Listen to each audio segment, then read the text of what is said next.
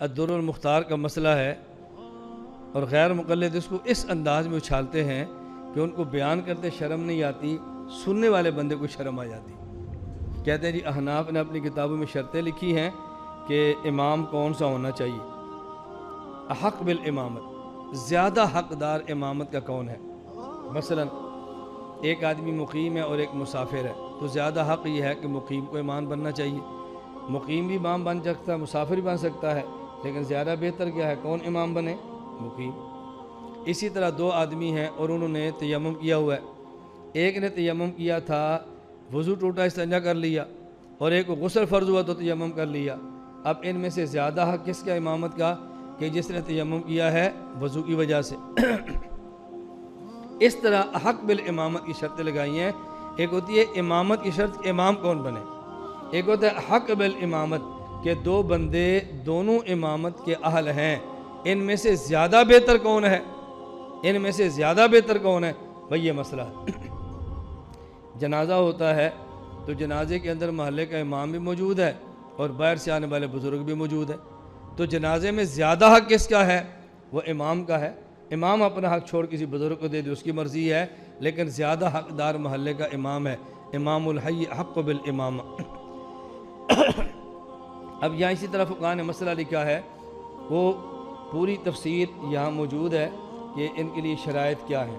یہ ان میں سے ایک شرط ہے۔ مثلا ان نے لکھا وَالْأَحَقُّ بِالْإِمَامَةِ الْعَالَمُ بِأَحْكَامِ الصَّلَاةِ، سب سے زیادہ حقدار وہ ہے جو نماز کے مسائل کو جانتا ہو۔ دو تین علماء ہیں جو دونوں نماز کے مسائل کو اچھی طرح جانتے ہیں۔ ثُمَّ الْأَحْسَنُ تِلَاوَةً، پھر وہ دیکھیں گے جو قرآن بہت اچھا پڑھتا ہے۔ اگر دونوں اور تینوں قرآن بھی اچھی طرح پڑھ سکتے ہیں، پھر کہتے ہیں ثُمَّ الْأَوْرَعُ، پھر دیکھیں ان میں سے زیادہ نیک کون ہے، چھوٹے چھوٹے شبہات سے بھی کون بچتا ہے، اگر اس میں ماشاءاللہ دونوں ایک جیسے ہیں۔ پھر دیکھیں ثُمَّ الْأَسْحَنُ، ان دونوں میں سے عمر رسیدہ کون ہے، کس کی عمر زیادہ ہے۔ اگر دونوں کا سن پیدائش 1-2 مہینے سال کا فرق ہے تو دونوں برابر ہے، پھر کیا کریں؟ پھر دیکھیں گے ثُمَّ الْأَحْسَنُ خُلُقًا، خوش اخلاق زیادہ کون ہے، اگر دونوں خوش اخلاق ہیں تو پھر دیکھیں گے ثُمَّ الْأَحْسَنُ وَجْهًا، تر و تازہ اور خوبصورت چہرہ کس کا ہے، وجیح کون ہے، اگر دونوں ماشاءاللہ وجیح ہیں تو پھر لکھیں گے ثُمَّ الْأَحْسَنُ زَوْجَةً، خوبصورت بیوی والا کون ہے، اگر ماشاءاللہ دونوں کو اللہ نے خوبصورت بیویاں عطا فرمائی ہیں، اس معاملے میں ان کے پاس کوئی ایسا مسئلہ نہیں ہے، تو پھر دیکھیں گے ثُمَّ الْأَنْظَفُ صَوْفًا، کپڑے کون اچھے پہنتا ہے، لباس کا اہتمام کون کرتا ہے، اگر اس میں بھی ماشاءاللہ دونوں اہتمام کرتے ہیں تو پھر دیکھیں گے ثُمَّ الْأَكْبَرُ رَأْسًا وَالْأَصْغَرُ عُضْوًا، کہ ان میں سے سر کس کا بڑا ہے اور باقی نسبتاً اعضاء کس کے چھوٹے ہیں، یعنی عام اعضاء کی نسبت سر کس کا بڑا ہے۔ یہ فقہاء کرام نے کچھ شرطیں لگائی ہیں اور اس پر غیر مقلدین نے اعتراضات کیے۔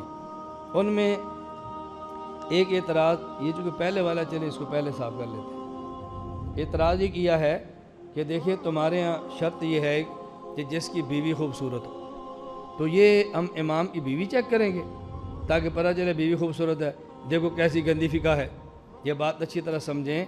پہلی بات تو یہ ذہن نشین فرما لیں کہ یہ جو فقہاء نے کہا نا زیادہ حقدار امامت کا یہ ہے، زیادہ حقدار یہ ہے، اس کی بنیاد نبی کریم صلی اللہ علیہ وسلم کی حدیثیں ہیں۔ مثلا صحیح بخاری میں حدیث موجود ہے، مالک بن حویرث رضی اللہ تعالیٰ عنہ کی، رسول اکرم صلی اللہ علیہ وسلم نے فرمایا اذا حضرت الصلاۃ فلیؤذن لکم احدکم ولیؤمکم اکبرکم، جب نماز کا وقت آ جائے نا تم سارے نماز پڑھا سکتے ہو، تو جو عمر میں بڑا ہے اس کو مصلی پر کھڑا کرنا۔ اب دیکھو حق بالامامت کی ایک وجہ اللہ کے نبی نے بتا دی نا کہ عمر میں بڑا ہونا۔ اچھا دوسری حدیث یہ معرفت الصحابہ ابی نعیم کے اندر موجود ہے، رسول اکرم صلی اللہ علیہ وسلم نے فرمایا کہ لیؤمکم اقرأکم لکتاب اللہ، تمہارا امام وہ ہونا چاہیے جو تم میں سے کتاب اللہ کو زیادہ پڑھ سکتا ہے۔ اقرأ قاری نہیں، اقرأ قاری تو دونوں ہیں، ایک اقرأ ہے زیادہ اچھی طرح پڑھ سکتا ہے۔ فرمایا فإن كانت القراءۃ واحدۃ، اگر قرات میں دونوں برابر ہیں، ماشاءاللہ دونوں اچھا قرآن پڑھتے ہیں، فلیؤمکم عالمکم بالسنہ، تو پھر دیکھو سنت کا زیادہ عالم کون ہے۔ فإن كانت السنۃ واحدۃ، اگر ماشاءاللہ سنت کو جاننے میں بھی دونوں اچھے ہیں، دونوں جانتے ہیں، فلیؤمکم اقدمکم سنہ، تو پھر دیکھو ان میں سے عمر کس کی زیادہ ہے۔ اب دیکھو رسول اکرم صلی اللہ علیہ وسلم نے 2 شخصوں میں سے ایک کو ترجیح امامت میں دینے پر کچھ باتیں بیان فرمائی ہیں، اور فقہاء کرام نے اس کے بعد اس پر قیاس کرتے ہوئے کچھ باتیں اور تعریف فرما دی ہیں۔ اگر اس میں برابر ہو تو کچھ اور وجوہ ترجیح بھی موجود ہیں، اور قیاس دلیل شرعی ہے۔ اس دلیل شرعی ثابت شدہ بات کا مذاق نہیں اڑانا چاہیے، ہاں نہ سمجھ آئے تو سمجھ لینا چاہیے۔ اب یہ فقہاء نے کیوں فرمایا ثم الاحسن زوجتاً، اس کی بنیاد نبی کریم صلی اللہ علیہ وسلم کی حدیث مبارک ہے، یہ الاحاد والمثانی، اس کے اندر حضرت رسول اللہ علیہ وسلم کا ارشاد موجود ہے۔ اللہ کے پیغمبر نے فرمایا ان سرکم ان تقبل صلاتکم، اگر تم یہ چاہتے ہو تمہاری نمازیں قبول ہوں، فلیؤمکم خیارکم، جو پھر تم اپنا امام ان کو بناؤ جو تم میں سے زیادہ اچھے ہیں، بہت بہتر لوگ ہیں۔ وجہ فإنہم وفودکم فیما بینکم وبین ربکم عز وجل، اس لیے کہ تمہارا امام تمہارے اور تمہارے اللہ کے درمیان نمائندہ ہے، اور جب کہیں سے مذاکرات یا کوئی بات کرنی ہو تو نمائندہ اچھے سے اچھا بندہ چن کے بھیجا جاتا ہے۔ اللہ کے نبی نے فرمایا کہ خیارکم، اچھے لوگ، اور خیار کسے کہتے ہیں؟ یہ المعجم الکبیر طبرانی اور جامع ترمذی میں روایت موجود ہے۔ رسول اکرم صلی اللہ علیہ وسلم فرمایا خیارکم خیارکم لنسائہم، تم میں سے بہترین بندہ وہ ہوتا ہے جو اپنی گھر والیوں عورتوں کے ساتھ بہترین ہو۔